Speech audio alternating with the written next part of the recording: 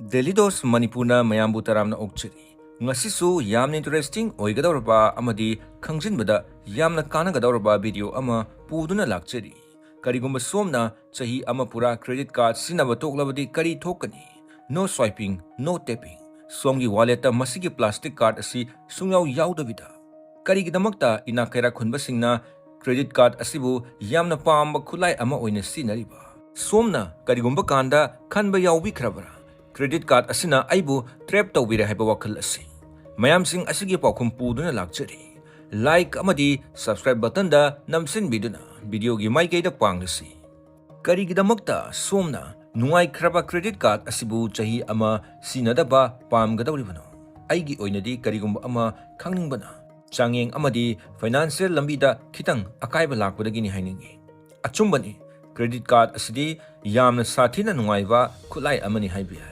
Somna swipe tawre, kona payment tawre amadi somna reward su phangba yai. Adubu karigumba amakakti notice tawki. Credit card asidi yamna hena charging tawbada nungaiba posak amani haiba asi. Online da karigumba offer ma tawre darka leitaba adum leisinba aduga billing matam yorakpadana swai lawba hauna sani. Matang asidana aigi wakal asida credit card asibu amuktang chahi ama sinadradi Kamdouba masina hena sale tungsinba ngamgadra amadi aigi financial life ta ahongba lakadra haibasi khangninglai. Aina theory amakaksu test tawba pamlaki. Mi ayambana hainai madudi credit card asidi yamna danger ni haiba amati masina sombu sendon hengat ali haina. Aduga khara amana hairi.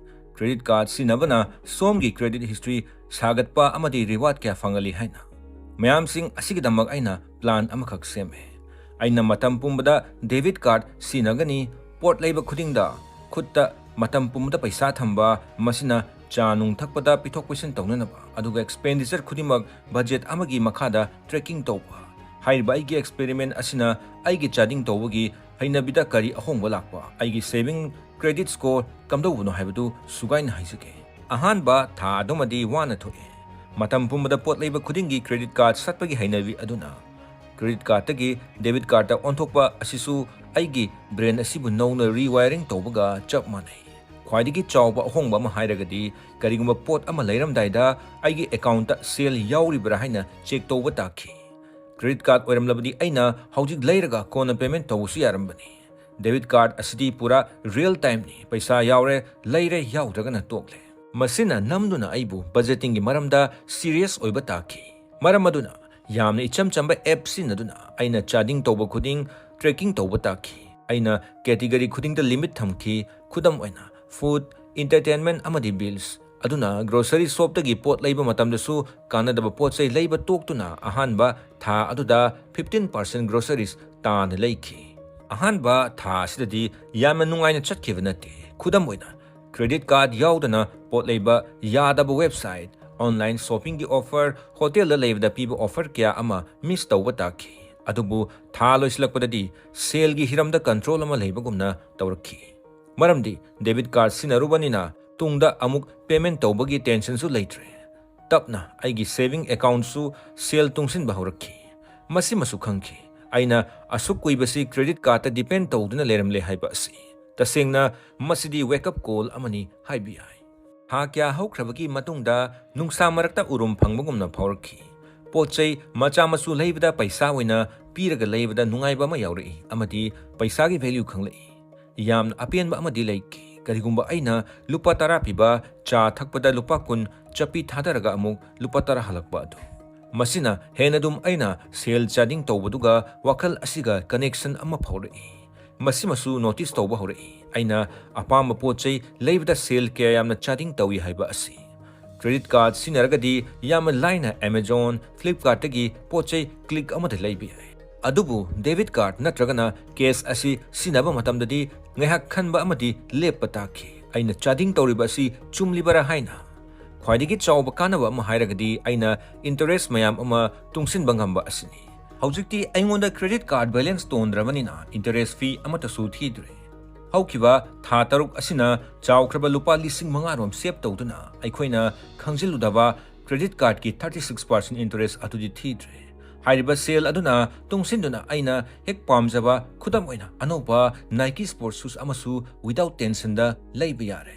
masida downside kharasu leitabdi natte aina aigi credit score gi maramda kitang nunangba haurai maramdi credit card asina somgi credit adu semgatli matam chana credit card bill thidokpa aduna masi sinadabana aigi credit history da karisu ahongba amata lehendre ha taruki matungda aina credit score check tauki kitangdi ahongba lerami adubu akaibdi leiroi khale karigumba aina aigi credit score bu healthy oina thamge hairagati atopa plan amamuk tawba tai mathangi video da muk haizike atopa challenge amana rewards kya ama miss tawkiba asini aina credit card gi cashback lakpa natragana travel points mayam phangba pamki adubu credit card sinadrabanina aremba sale table da free da thanammagumna khanki adubu thamoi sengna hairabada asigumlaba free rewards natragana cashback miss tawba asidagidi aina credit card sinaba tuktuna sale tungsinba asina hena kanaba phangki credit card sinadaba tha taret surakpa aduwaidati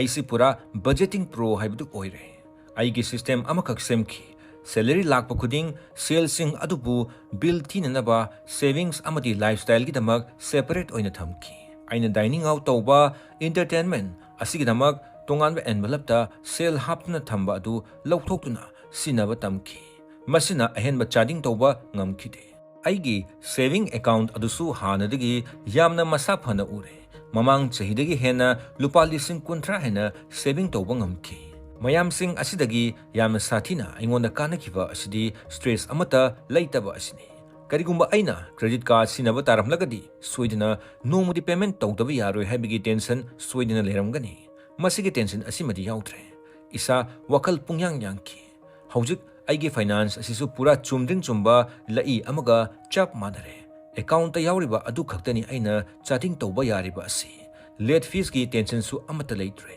adubu credit card na piba kanaba kharadi miss tawba taki khudam oina credit card asina debit card singdagi hena fraud protection piri karigumba somgi debit card ki information asibu uran khiba tarabadi somgi account tagini sale direct mang khidoriba asi aduga amuk halakpasu numit mayam ma changba yai adubu credit card tagi mang khiba taragadi masidi bank ki paisa ni somgi natte aduna matam leba khibikta aina aigi account information asibu kanada su disclose tawte amati online da sinaba matam su mobile OTP email OTP gi security layer su sijnai chahi loislakpada aina asumna khanki madudi aina credit card yawdavida leibagi hainabi adu phangle haina aigi charging gi hainabi adubu control da thamki aigi saving hengalaki amadi cash natraga debit card sinabagi kanabadu khangki aduga masimasu khangki credit card asi phatabnate makoi asidi khulai amane khwaidigi maru oiriba asidi aikoina kamdona sinai haiba asini aina credit card sahi ama sinadaba asida kari tamjakiba haibadu haijake masimadi chumle aikoina credit card sungyau yawdavida leiba yai haiba asi adubu planning amagi makhada budget semba charging senaba amadi comfort zone dagi thorakba asini credit card sinadabana chawrba interest saving tawba ngamba asini masimasu aina khangki madudi credit card kisu mafam leijai haiba asi masina aikoigi credit semgatpa rewards amadi aikoigi sale bu fraud tawbadagi protect tawgani khwaidigi laiba kadar ama hairagadi credit card asibu aikoina debit card ama oina khanbiba asini somna sinakiba senpham adubu matam chap chana singbiba aduga kanagumba amana overspending tawbagi hainabi adu thadokpa ngamdragadi credit card tagi soidana matam khara break lawbiu masina somgi game changer ama haibadu soidana oigani masina somgi finance adubu reset button da nambaga chap mana hangani mayam sing asina wafam ama oiraga karigino ina kaira khulaba mioi singna credit card asibu asuke matik nungsiriba som thazabibra somna khalamba yai paisa paiba singidi khutta paisa su leire karigi credit card ki mathau tagadoribana haina masi aranbani makoina credit card asibu sathine nungsi adubu khenariba haibabu aikoi noina sinariba asumna de sinade makoina kanaba kya piriba premium card oina yamna systematic oina sijnai ina kaira khunba singna card sing adubu sendon henganaba oina sinade makoigidi credit card na piba khudong chaba sing adubu mapung phana launaba oina sinai makoina matam chana credit balance adubu singdoktuna lupa ama phawba interest pide credit card ki facilities kya khudam oina loans access tawba asina sale amadi matam kya manghande masigi su mathakta makhoi gi credit card status Karigumba somna miyam tinba marakta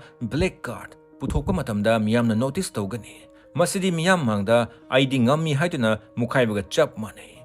Wapum amadi leiri. Haidiba card asibu sinabada somsi crorepati oibigi mathau tate. Karigumba somsi financial discipline lairaba premium cards khudam oina. Chase Sapphire reserve phangba yai amadi chap chaba benefit su phangba yai. Matam chana bill TV raga loire soidavida. Somna wari asi taraga credit card sinaroi haigera natragana credit card sinaba pambra. Kanaraba kamdouba credit card sinagani haibigi tips kara haijaramke. Ahanba asidi credit balance adu mapung phana matam chana thidokpiba.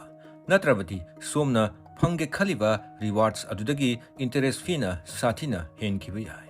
Anisuba asidi isaga chanaba credit card lobiba. Karigumba somsina travel toina tawba oiragana travel reward card lobiba aduga somsina shopping yamna tawba misak oiragana cashback card lobiba. Ahum suba asidi budget ama sembiba. Credit card oirabasu somna somgi ngamba budget aduda leibiyo. Somna singba ngamgadaba sale adu khaktamak chading tawbiba. Mari subada somgi chading adu senabiyo. Masigidamak app natraga spreadsheet sinaduna somgi chading khudimak record tawba yai. Atubu masimadi kaubigano. Credit card sinarakpa matamdadi somna somgi chading gi tracking adu mangkiba yai. Manga suba asidi credit card na piba khudong chaba adu lawbiyo. Khudam oina travel credits, loans access natragana insurance loina sinabiyo. Masigidamaktani somna credit card ki chahi ki fee thiriba adu.